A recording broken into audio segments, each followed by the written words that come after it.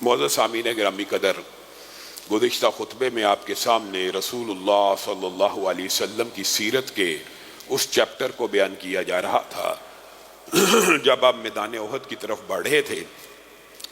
اور آپ کے سامنے رسول اللہ صلی اللہ علیہ وسلم کا یہ فرمان رکھا تھا اِنَّهُ لَيْسَ لِنَبِيٍّ إِذَا لَبِسَ لَامَتَهُ أَنْ يَضَعَهَا حَتَّى يُقَاتِلْ، کہ نبی کریم صلی اللہ علیہ وسلم نے فرمایا اب تو میں نے اسلحہ تان لیا ہے، اب تو میں نے تیاری کر لی ہے، اور کسی نبی کو یہ زیب نہیں دیتا کہ جب وہ اسلحہ سجا لے، اسلحہ پہن لے تو پھر اس کو قتال کیے بغیر اتار دے۔ اب تو ہمیں نکلنا پڑے گا۔ جو رسول اللہ صلی اللہ علیہ وسلم نے حکمت عملی اپنائی تھی وہ آپ کے سامنے ابتدائی طور پہ رکھی کہ رات کے پچھلے پہر میں جب آپ کو یقین ہو گیا کہ دشمن سویا ہوا ہوگا، آپ نے کہا کون ہے وہ آدمی جو ہمیں خفیہ طریقے سے لے کر چلے کہ دشمن کے سر پہ بھی پہنچ جائیں اور دشمن کو خبر بھی نہ ہو۔ اور ابو خیثمہ نے رضی اللہ تعالیٰ عنہ نے اپنی خدمات کو پیش کیا اور رسول اللہ صلی اللہ علیہ وسلم کو کہنے لگے میں یہ سارے رستوں کو جانتا ہوں، اے اللہ کے رسول آپ میرے پیچھے چلیے۔ رسول اللہ صلی اللہ علیہ وسلم نے ان کو اپنا قائد قافلے کا، ویسے تو قائد رسول اللہ صلی اللہ علیہ وسلم ہے، رستہ دکھانے کے لیے مقرر کیا، تو وہ ربی بن قیدی کے کھیت سے گزرے۔ آپ کو علم ہونا چاہیے کہ وہ 12 منافقین جن کے نام حدیث میں مذکور ہیں ان میں سے ایک شخص یہ بھی تھا، اور اس نے جب یہ محسوس کیا کہ رسول اللہ صلی اللہ علیہ وسلم کا لاؤ لشکر یہاں سے گزر رہا ہے تو ہرزہ سرائی کرتے ہوئے کہنے لگا کہ میں ہوں تو نبینا، لیکن میرا دل کرتا ہے معاذ اللہ کہ میں مٹی کو اٹھاؤں اور رسول اللہ کے لشکر پہ پھینک دوں اور وہ مٹی نعوذ باللہ رسول اللہ کے چہرے پہ پڑ جائے۔ اتنا غلیظ قسم کا یہ شخص تھا۔ تو رسول اللہ صلی اللہ علیہ وسلم نے اپنے صحابہ کو کہا اس کو چھوڑ دو، اس کو دفع کرو، یہ دل کا بھی اندھا ہے اور آنکھوں کا بھی اندھا ہے۔ لیکن سعد بن زید سے یہ بات برداشت نہ ہوئی اور انہوں نے آگے بڑھ کے اس کے سر کے اوپر رسول اللہ کے فرمان سے قبل ہی وار کر دیا۔ اب یہ ایک شخص کا ذاتی کھیت تھا جس کے اندر سے لشکر گزر رہا تو کھیت تباہ ہو رہا تھا، اور مسلمانوں کی یہ فطرت تھی کہ حالت جنگ میں بھی کھیتوں کو، درختوں کو نقصان نہیں تھے پہنچایا کرتے، حتیٰ کہ عورتوں، بوڑھوں اور بچوں کو بھی نقصان نہیں تھے پہنچایا کرتے۔ یہاں پہ بھی اسلامی سیاست کے جو بڑے بڑے رہنما اور لیڈر ہیں انہوں نے ایک بڑا لمبا چوڑا باب بند ہے، لیکن ثقیل اور دقیق ہونے کی وجہ سے ان میں سے صرف ایک بات کر کے بات کو آگے بڑھاؤں گا۔ انہوں نے مصلحت کو 5 ابواب میں تقسیم کیا ہے کہ مصلحت ایک ہوتی ہے عوام کی، ایک ہوتی ہے ایک فرد کی، انفرادی مصلحت، عوامی مصلحت، عقلی مصلحت، نفسی مصلحت اور مالی مصلحت۔ انہوں نے اس باب کو فقہی اعتبار سے، اسلامی فقہ کے اعتبار سے اس حصے میں تقسیم کیا ہے کہ عوامی جو مصلحت ہوتی ہے نا عوام کی، یعنی ایک فرد کی مصلحت سے ہمیشہ عوام کی مصلحت فوقیت رکھتی ہے۔ یہ بڑی عام فہم بات ہے، اس کو کم از کم سمجھ لیجئے۔ اگرچہ سیرت کے اس باب کے اندر 20 صفحات صرف ان باتوں پہ لکھے جاتے ہیں کہ ربی بن قیدی کا جو کھیت تھا رسول اللہ نے کیوں کراس کیا۔ اس کی سب سے پہلی وجہ جو آپ سے متعلق ہے وہ یہ ہے کہ وہ ایک شخص تھا، اس کی انفرادی مصلحت تھی کہ اس کا کھیت تباہ نہ کیا جائے، لیکن عوامی مصلحت یہ تھی کہ اگر اس کا کھیت تباہ نہ کیا جاتا تو دشمن کو خبر ہو جاتی اور مسلمانوں کا زیادہ نقصان ہو سکتا تھا۔ تو جہاں پہ بھی انفرادی یا عوامی مصلحت کا ٹکراؤ ہوگا، رسول اللہ صلی اللہ علیہ وسلم کی فقہ اور اسلام یہ کہتا ہے کہ عوامی مصلحت کا چناؤ کیا جائے گا۔ اسی طرح دیگر مصلحتیں بھی یہاں پہ بیان ہوئی ہیں، لیکن ہمارے موضوع سے متعلق یہ بات ہے۔ تو رسول اللہ صلی اللہ علیہ وسلم نے قطعاً یہ پرواہ نہ کی کہ ایک شخص کا کھیت تباہ ہو رہا ہے، رسول اللہ صلی اللہ علیہ وسلم نے اس کے کھیت سے گزر جانا بہتر سمجھا، اور یہ سنت اور سیرت سے یہ بات ثابت ہو گئی کہ بعد میں یہ تو ہے ہی منافق تھا، بدبخت تھا، کہ اگر مسلمان ہی کا کھیت ہو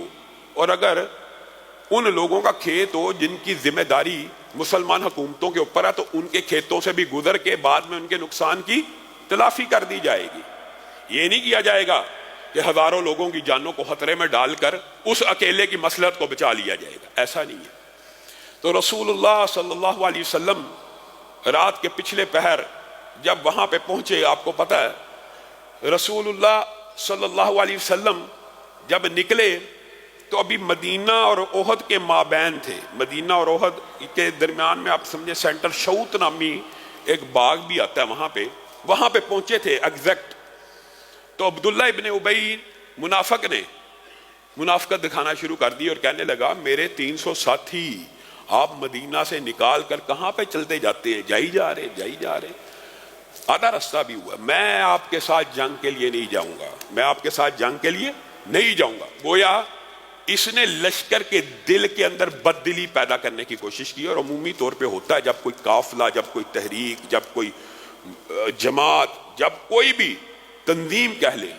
کسی کام کے لیے نکل جائے تو اس میں سے کچھ لوگ اس کو چھوڑیں تو زیادہ نقصان ہوتا ہے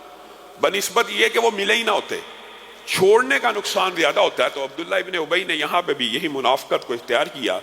1000 کے قریب کا لشکر تھا، تو 300 بندوں کو اپنے ساتھیوں کو لے کے واپس لوٹ گیا اور کہنے لگا میں نہیں جاؤں گا، آپ نے میری رائے کو نہیں مانا۔ حالانکہ نکلتے وقت رسول اللہ صلی اللہ علیہ وسلم سے صحابہ نے کہہ دیا تھا کہ آپ مدینہ میں رہ کے جنگ کر لیں، ہمیں کوئی اعتراض نہیں ہے۔ تو رسول اللہ نے کہا اب نہیں ہو سکتا، اب ہم نے مشاورت کر لی، اب میں نے لباس پہن لیا اسلحے کا، اب قتال سے قبل اس کو نہیں اتارا جائے گا۔ تو عبداللہ ابن ابی نے کہا یہ کیا بات ہوئی، مدینہ میں رہ کے جنگ کرنی چاہیے، وہ ہمارے لیے محفوظ قلعہ تھا، یہ تھا وہ تھا۔ خیر وہ منافق تھا، اس نے اپنی منافقت کو ظاہر کرنا تھا۔ یہاں پہ جب اس نے یہ کام کیا، صحابہ نے دیگر جو اس کے رفقا اور دوست سے، انہوں نے اس کو بڑا زیادہ روکنے کی کوشش کی کہ یہ کام تو اس وقت نہ کر، اس وقت مصیبت کے عالم میں اگر تو چھوڑ جائے گا تو ہمیشہ یہ تیری غداری یاد رکھی جائے گی۔ خیر وہ بات نہ آیا، اس نے چلا گیا۔ اس جانے سے بنو حارثہ اور بنو سلمہ جو پکے مومن قبیلے تھے، پکے مومن، ان کے دلوں میں بھی وسوسے پیدا ہونا شروع ہو گئے کہ ہمیں بھی واپس لوٹ جانا چاہیے۔ اذ ہمت طائفتان منکم ان تفشلا واللہ ولیہما، سبحان اللہ۔ اللہ تعالیٰ نے ان کی دلوں کی کیفیت بھی بیان کی قرآن پاک میں کہ اذ ہمت طائفتان، جب دو گروہوں نے ارادہ کر لیا منکم ان تفشلا کہ وہ بھی واپس لوٹ جائیں، اور وہ گروہ کون سے تھے؟ واللہ ولیہما، وہ ایسے گروہ تھے کہ جو اللہ کے دوست ہیں اور اللہ انہیں دوست رکھتا ہے۔ بنیادی طور پہ یہاں پہ فقہ کا ایک بہت بڑا مسئلہ سمجھ آتا ہے کہ کئی مرتبہ صاحب ایمان، اللہ کا دوست اور ولی اللہ بھی ڈول سکتا ہے، گھبرا سکتا ہے، یہ انسانی فطرت ہے، یہ نیچر ہے۔ یعنی جن دو قبیلوں کو اللہ کہہ رہا ہے کہ میرے دوست تھے، انہوں نے بھی ڈولنے کی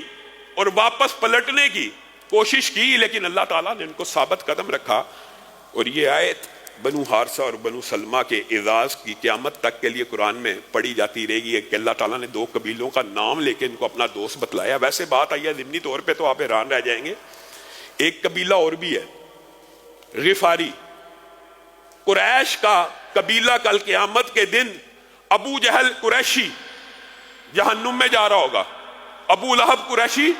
جہنم میں جا رہا ہوگا، اور دوسری طرف عمر، ابو بکر جنت میں جا رہے ہوں گے۔ قریش کے دو قبیل، قریش ہی کے دو مختلف لوگ، ایک جنت میں جا رہا ہے اور ایک جہنم میں جا رہا ہے۔ لیکن غفار کا ایک ایسا قبیلہ ہے، رسول اللہ صلی اللہ علیہ وسلم نے فرمایا سبحان اللہ، یہ پورے کا پورا جنت میں داخل ہو جائے گا، پورے کا پورا جنت میں داخل، پورے کا پورا۔ اسی طرح بنو سلمہ اور بنو حارثہ کی بھی یہ فضیلت ہے کہ اللہ تعالیٰ نے قرآن پاک میں ان کو اپنا دوست کہا، تو پھر ان کے ذہن میں یہ اشکالات آئے کہ ہمیں بھی مدینہ میں رہ کے جنگ کرنی چاہیے۔ تو رسول اللہ صلی اللہ علیہ وسلم سے جب ان کا مشورہ ہوا، ان کے دلوں نے قرار پکڑا، تو یہ رسول اللہ صلی اللہ علیہ وسلم کے ساتھ ٹک گئے۔